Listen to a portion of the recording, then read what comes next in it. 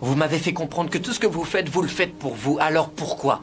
Tu veux dire la raison pour laquelle je suis devenu avocat? Ou que ton pote vendait de la drogue? Que tu ne savais faire que tricher? Je trichais parce que j'avais Tu besoin. pouvais gagner ta vie autrement, me prends pas pour un con.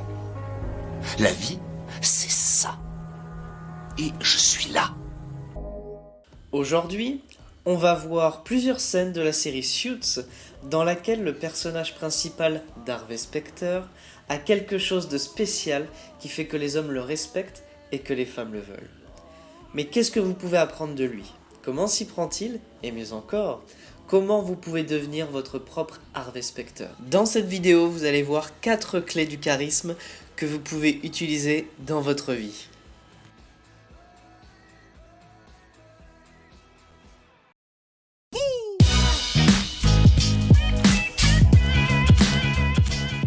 Le succès de Harvey commence par une chose très importante. Non, ce n'est pas sa coupe de cheveux. Non, ce n'est même pas sa capacité à repérer un talent incroyable comme Mike Ross. Non, ce ne sont pas ses costumes 3 pièces et ses chaussures italiennes. Alors, quelle est la raison ultime pour laquelle Harvey a un tel succès? Dans le prochain extrait, vous allez en apprendre davantage sur son état d'esprit que je vous invite à adopter si vous voulez atteindre le niveau de réussite de Harvey dans la vie. La question n'est pas là. Les moteurs de McKernon et son entreprise ont quelque chose en commun. Ils gagnent. Comme moi. Il gagne comme moi. Vous avez certainement déjà entendu ce genre de phrase dans des séries, dans des films, mais cette phrase traduit son attitude mentale. Il se voit comme un gagnant. Sa priorité est de gagner tout ce qu'il entreprend. Pour lui, les excuses, elles sont uniquement réservées aux perdants. Par exemple, quand un gagnant commet une erreur, il dit « ça servira, j'apprends la leçon ». Il voit ça comme un challenge à relever. Mais quand un perdant commet une erreur, il dit « ce n'est pas moi, ce sont les autres », il va incriminer les autres. Il voit ça comme une punition.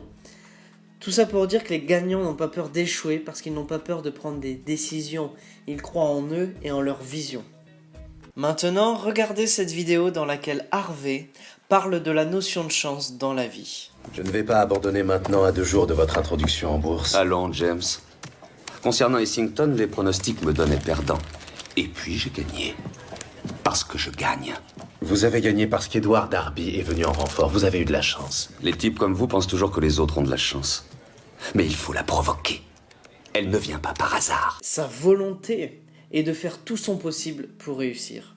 Son attitude mentale est forte dans le sens où c'est quelqu'un qui ne se limite pas dans ses blocages, il les surmonte. Mais alors, pourquoi est-il si important d'avoir une puissante image de vous-même? Dans son livre « Rendez-vous au sommet », Zig Ziglar insiste énormément sur l'importance de l'image que tu as de toi-même, parce que cette image va déterminer en grande partie ta confiance en toi et ce que tu penses être capable de faire ou pas. Il raconte l'histoire d'un homme qui fabriquait des faux billets, et il n'utilisait pas des machines pour les faire. Il les dessinait à la main jusqu'au moindre détail. Et il était tellement doué que les gens n'arrivaient pas à faire la différence entre les faux billets et les vrais billets. Et un jour, il s'est fait choper parce qu'un voisin l'a vu avec de l'encre sur les mains, la même encre qui est utilisée pour fabriquer des vrais billets. Et quand il s'est fait arrêter, ils ont trouvé chez lui des dessins et des portraits qu'il dessinait lui-même. Et la police ensuite a mis en vente aux enchères ces dessins. Et écoutez bien, là je vais lâcher le gros truc. Chaque dessin a rapporté plus de 5000 $.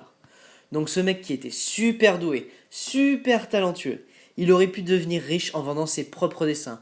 Mais il a préféré tricher et dessiner des faux billets parce qu'il ne croyait pas en lui-même. Zig Ziglar nous explique qu'on est tous victimes de ça jusqu'à un certain degré. Et il nous demande de nous poser la question suivante. Est-ce que tu fais partie de ceux qui dessinent des billets de vin? Ou est-ce qu'au contraire, tu fais partie de ceux qui pensent être capables de dessiner des tableaux à 5000 $? Est-ce que tes objectifs sont à la hauteur de tes talents? Est-ce que tes objectifs sont à la hauteur de ton ambition? La seule chose qui t'empêche de réaliser tes objectifs aujourd'hui, c'est l'image que tu as de toi-même. C'est ce que tu penses être capable de faire ou pas faire. Pour avoir un mental puissant, vous devez aussi penser différemment des autres. Harvey Specter ne suit pas les règles que nous a dictées la vie, c'est un véritable stratège. Maintenant, regardez cette vidéo. Vous allez voir que Mike agit comme 99% des gens, alors que Harvey n'est pas du tout comme ça, il fait partie des 1%. Et si jamais Louis te demande de faire à nouveau quelque chose que je t'interdis, tu feras quoi? Je vous l'ai dit, je n'ai pas eu le choix. Ah oui, le pistolet sur ta tempe. Oui. Quel choix on a quand on nous met un pistolet sur la tempe? De quoi vous parlez? On fait ce qu'ils disent, sinon ils nous tirent dessus. Non, tu prends le pistolet, ou bien tu en sors un plus gros, ou tu les défies. Tu trouves une solution parmi les 250 existantes. Si tu ne réfléchis pas par toi-même, tu n'es peut-être pas fait pour ce boulot. Ça, c'est ce que je vous invite à faire. C'est faire partie des 1%. Si vous pensez différemment, vous ne ferez jamais ce que les autres personnes font, et vous arriverez à vous différencier. La vie est très courte, mais à la minute où vous comprenez ça, vous pouvez en faire quelque chose de plus grand. Nous avons beaucoup de règles dans la vie, à propos de plein de choses. C'est impossible de devenir quelqu'un d'original et différenciant si vous êtes trop sage et que vous ne voulez pas enfreindre les règles. Les règles contrôlent littéralement votre façon de penser et de vous comporter. N'ayez pas peur de les contourner. Un vrai stratège ne baisse jamais sa garde et devrait toujours faire attention aux autres. C'est comme une partie d'échecs. Voici quelques extraits de son état d'esprit. Nous avons une décision à prendre. Elle est déjà prise. Il faut proposer un accord. Aujourd'hui. C'est ce qui nous différencie, vous et moi, Allison. Vous perdez la tête baissée, je gagne haut la main. Vous avez vu l'enseigne? Oui, c'est le rêve de tout avocat. Je n'ai pas de rêve, j'ai des buts. Son attitude mentale de gagnant se reflète également dans son langage corporel. Dominance, autorité, pouvoir, c'est le langage corporel d'Harvey Specter. En tant qu'avocat respecté et meilleur négociateur de New York, son langage corporel doit être soigné. Voyons un exemple maintenant. Je lui ai transmis votre offre, je lui ai présenté et je lui ai même dit de l'accepter. En fait, je l'ai sommé de l'accepter et vous savez ce qu'il m'a répondu? Il m'a dit de vous dire de vous torcher le cul avec. Je sais que vous ne m'avez pas fait venir jusqu'ici pour me dire cette phrase. Vous avez raison. Wyatt m'a dit autre chose. Il m'a dit qu'au lieu de passer des années en procédure et en tribunaux, dans 48 heures, il va mettre ceci en ligne. Ce n'est qu'une ébauche, mais vous voyez le concept? Qu'est-ce que vous nous montrez? Un site internet? Établi sous le nom de domaine de Suntech. Dans cette scène, Harvey négocie avec un acheteur. Mais observez la manière dont Harvey est assis à la table. Il a une position ouverte, large, puissante. Il est à l'aise dans son environnement et il n'a pas peur d'être attaqué et d'être face à son interlocuteur. D'avoir un contact visuel avec lui, alors que son client n'est pas ouvert à la discussion. Ses bras sont croisés, il est tendu et cherche à s'effacer. Harvey agit en position de force, comme un gagnant, alors que son client est désespéré de vendre, il part déjà perdant et ça se traduit dans son attitude corporelle. Maintenant, je souhaite parler d'un problème particulier, la maîtrise de soi, c'est-à-dire la gestion de vos émotions. Prenons un exemple. Vous êtes avec une fille, vous lui envoyez des SMS, tout va bien. Mais un jour, vous envoyez un SMS, mais elle ne vous répond pas. Vous allez donc en direction du canapé pour vous mettre assis et vous dire « Qu'est-ce qui se passe? Peut-être qu'elle est occupée. Je ne suis pas assez bien pour elle. » Et au bout de 5 minutes, vous allez avoir l'envie irrésistible d'envoyer un nouveau SMS, puis un troisième, puis un quatrième. Mais si vous faites ça, qu'est-ce que ça veut dire sur votre confiance? Sur vous? Sur votre expérience avec les femmes? Regardez cette vidéo dans laquelle Harvey donne un conseil important sur ce point. Harvey, il faut que je te parle de quelque chose si hyper important. Harvey, pourquoi ce ne sera pas nécessaire? Parce que vous ne suppliez pas une fille de sortir avec vous. Vous attendez, elle appellera. Ce n'est pas... Excusez-moi une ce que petite seconde. Et si elle n'appelle pas? Elles appellent toujours. Et pour ceux qui ne sont pas comme toi? Tu parles de toi. Oui, en effet. Si elles n'appellent pas, c'est qu'elles n'appellent pas. Mais une fois qu'elles ont senti que tu es malheureux, elles ne te respectent plus. Et de toute façon, tu ne peux plus avoir ce que tu voulais. Au lieu de se sentir rejeté, il faut voir cela comme un test de votre confiance en vous. Si elle ne répond pas, vous arrêtez de lui envoyer des SMS. Rappelez-vous ça, les émotions dirigent vos décisions, mais si vous arrivez à gérer vos émotions, vous montrez à quel point vous avez une maîtrise de vous-même et ça plaît énormément aux femmes. C'est donc une règle que je vous invite à suivre. Pour vous faire comprendre encore plus cette notion de self-control, je vais vous montrer une scène avec Harvey et Donna, sa secrétaire, qui veut quitter son poste auprès d'Harvey pour aller avec le deuxième avocat du cabinet, Louis Litt. Vous pensiez qu'il suffisait de vous comporter comme si j'avais changé d'avis pour que je change vraiment d'avis? Je vous en prie, Donna. Louis, combien de temps ça va durer, cette histoire? Ça durera le temps que j'ai envie que ça dure. Donna... Ma décision est prise. Voici ma lettre de démission, mais je n'ai pas l'intention de vous laisser en plan, donc nous avons 2 semaines pour vous trouver une nouvelle secrétaire. Vous avez dit me trouver? Oui. J'ai déjà fait une liste des 10 meilleurs secrétaires juridiques de la ville. Vous voulez dire que vous avez fait une liste pour Louis avant de décider de m'abandonner? Je ne vous abandonne pas. Je fais ce que j'estime être le mieux pour moi. Bien, alors puisqu'on doit faire ce qui est le mieux pour nous, vous savez ce qui est le mieux pour moi? Qu'on ne perde pas de temps et qu'on en finisse. Harvey. Alors prenez toutes vos affaires, allez retrouver Louis. Et prenez ça avec vous. Ce n'est pas comme ça que deux adultes qui ont de l'estime l'un pour l'autre passent à autre chose. Si vous voulez mon avis, deux adultes qui ont de l'estime l'un pour l'autre ne passent pas à autre chose. Donc si vous devez partir, faites-le maintenant. Dans cette scène, Harvey accepte la situation. Il la met devant le fait accompli, il ne cherche pas à la retenir en lui disant « s'il te plaît, reste avec moi ». Il ne montre pas qu'il est dans le besoin. Même si au fond de lui, il souhaiterait que Donna reste. Mais c'est ce qui s'appelle le self-control, garder son calme en toute situation. Maintenant, regardons ensemble les réactions de Louis Litt. Dans cette vidéo, Louis trouve une fiche de remplacement de secrétaire qui lui était destinée avant que Donna quitte Harvey, et regardez sa réaction. Secrétaire remplaçante pour Louis.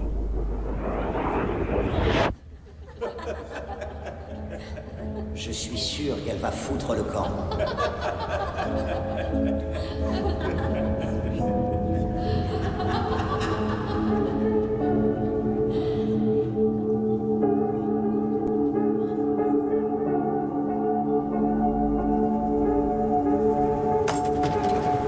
Comment ça s'est passé avec Monsieur Phil? Bien, mais avant que vous ne vous disloquiez le bras en vous donnant une tape dans le dos, vous allez me classer tout ça avant de partir ce soir.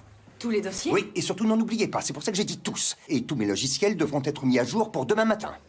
Louis, j'ai des places pour le théâtre, je dois partir à 20h. Deuxième jour, et vous prenez déjà des habitudes de Je ne vois fonctionnaire? pas en quoi le fait de quitter à 20h constitue... Norma travaillait jusqu'à minuit 7 jours sur 7, ça ne lui a jamais percé un œil. Percer un Oui, œil? percer un œil. Vous avez du mal à me comprendre? Attendez, je sais pas si c'est parce que vous n'avez pas eu votre jus de pruneau au goûter, mais je vous avoue que vous me mettez mal à l'aise. Alors que les choses soient bien claires, je ne vous ai pas engagé pour que vous vous sentiez plus à l'aise qu'ailleurs. Vous êtes ici pour faire ce que je vous demande. Et la prochaine fois que vous imprimerez un document dans la mauvaise imprimante, allez le chercher vous-même. Dans ces extraits, nous voyons que Louis agit de manière émotionnelle. Il s'est monté la tête en imaginant que tout le monde allait se moquer de lui parce qu'il pense qu'il n'est pas assez bien carvé. Il s'imagine des choses alors qu'il ne sait même pas ce que les autres pensent de lui. Et ça, c'est le problème. Il a une image de lui-même qui n'est pas suffisamment puissante pour que les autres le voient comme quelqu'un de fort et maître de ses émotions. Harvey a une autre compétence essentielle, ses excellentes capacités de communication. Il sait comment argumenter pour sortir de n'importe quelle situation et de faire des métaphores appropriées au bon moment. Harvey finit presque toujours du côté des arguments gagnants, des débats et des batailles devant les tribunaux. Ce n'est pas parce qu'il écrit d'énormes mémoires juridiques.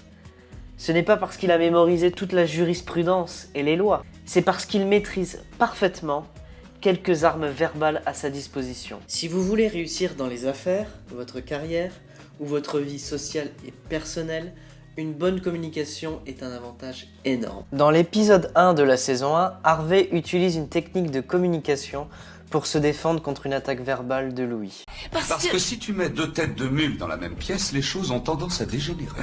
Il est 9h30, quelle délicatesse d'arriver ici avec 2 heures de retard. Oh, et je vois qu'aujourd'hui tu as mis ton joli costume de Mac. Désolé, Louis, je suis sorti tard hier soir et quand je me suis réveillé, c'est le costume que m'a tendu ta femme. C'est une technique qui constitue l'un des moyens les plus puissants pour se défendre contre une attaque ou une insulte. Harvey ne réagit pas au quart de tour quand Louis lui dit qu'il a 2 heures de retard et qu'il ressemble à un Mac. Harvey ne se justifie pas, mais il accepte la situation dans un premier temps en disant « Désolé Louis, je suis sorti tard hier soir », puis en rajoute par rapport à ce qu'a dit Louis, avec une touche d'humour cette fois-ci, « Et quand je me suis réveillé, c'est le costume que m'a tendu ta femme ». Donc cette technique consiste à accepter la situation et ensuite à ajouter une touche d'humour. Si on revient à cette scène, on se rend compte que lorsque Louis fait cette remarque à Harvey, Harvey l'écoute en se servant une tasse à café et répond en ne le regardant même pas. Il n'est pas perturbé lorsque Louis lui fait cette remarque. Maintenant, passons à un petit bonus avec 2 stratégies de négociation d'Harvey Specter. Il y a un passage dans la saison 3 où sa cliente, Ava Essington, après avoir vu Harvey opérer, veut l'embaucher pour qu'il travaille pour elle. Je dois avouer être assez flatté. Je me fiche que vous vous sentiez flatté. Je veux que vous acceptiez. Malgré tout le succès que j'ai rencontré dans ce domaine, je crains que le pétrole ne soit pas mon truc. Harvey ne dit pas oui tout de suite. Il fait un peu le difficile lors des négociations. En plus, Au moment où il est invité à rejoindre Ava, sa cliente, il est pris au dépourvu par sa demande et il n'a pas vraiment eu le temps de réfléchir à cette opportunité. Dans ce type de situation, il est dans son intérêt, comme dans le vôtre, de ne pas être vu comme quelqu'un de facile, mais au contraire, comme quelqu'un que l'on doit mériter, qui n'est pas simple à avoir. Faites travailler votre adversaire pour vous, même si vous voulez dire oui. Maintenant, je vais vous parler d'une autre stratégie de négociation et vous pouvez l'utiliser très efficacement dans votre vie. Et la voici. Il faut toujours faire de grosses demandes. Fais allusion au fait qu'il a divulgué toute cette histoire à Tony Giannopoulos. Cette affaire est une véritable vendetta. Et il n'a aucune preuve contre ma cliente. Non seulement j'exige une caution nulle, mais je demande le non-lieu pour toute cette affaire. Harvey sait que pour négocier ou plaider une cause, il faut commencer par une grosse demande. Dans cette scène, il fait une énorme demande au juge, une caution au nul et le non-lieu pour toute cette affaire. Vous n'obtiendrez peut-être pas exactement ce que vous avez demandé, mais si vous êtes trop timide ou trop sage, vous n'obtiendrez pas grand-chose, voire rien du tout. Donc au moment de faire votre demande, optez toujours pour une grosse demande. Harvey est un personnage charismatique, car il a une solide confiance en lui grâce à son mental de gagnant. Ça, c'est le premier point clé. Le deuxième point clé, c'est son langage corporel fort qui est imprégné de pouvoir et de domination. Il agit de manière proactive. Troisième point clé, son self-control. Harvey agit avec calme aux situations extérieures pour trouver des solutions à un problème. Et enfin, le dernier point clé, c'est son excellente communication. Il ne parle ni trop, ni pas assez. Si vous parlez trop, vous risquez parfois de dire des bêtises et les gens sont des machines à interpréter les choses. Donc plus vous apprenez à vous taire, moins vous en dites et plus vous pouvez dissimuler vos véritables intentions et garder vos cartes pour vous. Cette vidéo a demandé beaucoup de temps pour les recherches, pour l'écriture et le montage. Si je vois qu'elle fonctionne bien et qu'elle vous aide, je pourrai produire d'autres vidéos dans le même genre. Alors si vous avez envie de voir d'autres vidéos dans ce même type, la façon la plus simple c'est par commencer de laisser un pouce bleu juste en dessous de cette vidéo. Allez-y. Puis partagez la vidéo sur votre mur Facebook. Et bien sûr, vous êtes complètement libre de vous abonner en cliquant sur la petite cloche juste en dessous de la vidéo. Je vous laisse maintenant découvrir le prochain épisode.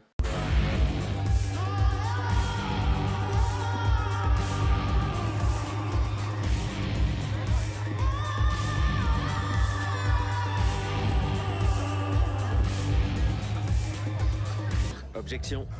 Influence le témoin. Anna, cette robe a beaucoup de chances d'être tombée sur moi. Ça, c'est de la drague. Si je vous dis que je viens de passer 2 heures sans pouvoir détacher mon regard de vous, c'est un fait. Il y a plein de jolies femmes dans ce bar. Votre amie, déjà. Salut. Je vous aime. Mais j'arrive pas à détacher mon regard de vous. C'est un fait, c'est pas de la drague.